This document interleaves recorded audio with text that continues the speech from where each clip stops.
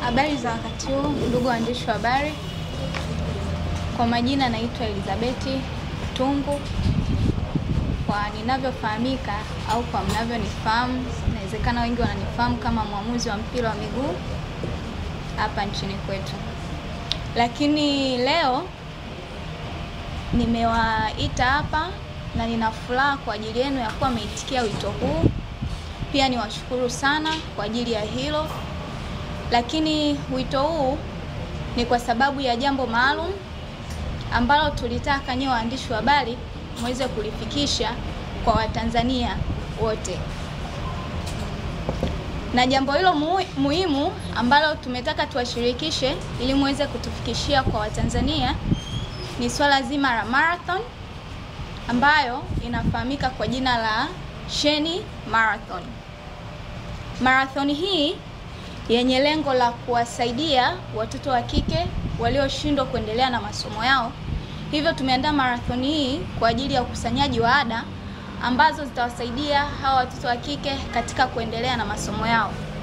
Lakini kwa mwanzo tumepanga kuanza na takribani wasichana 100 ambao wanadili sana katika kozi za afya ikiwemo udaktari na ufamasia na kozi nyingine za afya.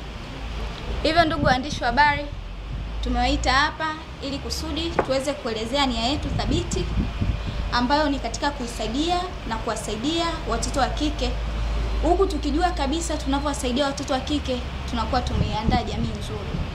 Tukisema tunaiandaa future ya kesho, basi lazima tumwandae mwanamke. Na kabla huyu mwanamke hajaitwa mwanamke, kuna stage kwanza anapitia, anaanzia kwenye ubinti. Kuna vitu lazima avifanye katika hii age ya ubinti ili aje awe mwanamke kamili.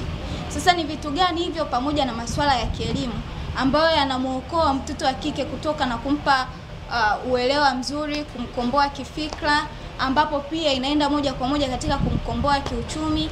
Lakini katika maendeleo yote hayo, sisi kama wananchi, sisi kama Watanzania na taifa kwa ujumla, tutanufaika moja kwa moja na hizi jitihada ambazo tunataka tuzifanye.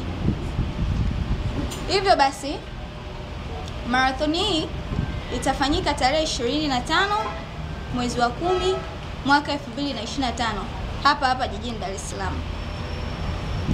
Nitoe wito kwa waandishi wa habari wote kutufikishia taarifa hii kwa watu mbalimbali, ikiwemo mashirika binafsi, ikiwemo vikundi mbalimbali vya jogging na watu binafsi, watu mashuhuri pia, katika kutuunga mkono kufanikisha jambo letu hili la marathon itakayofanyika mwaka huu tarehe 25 mwezi wa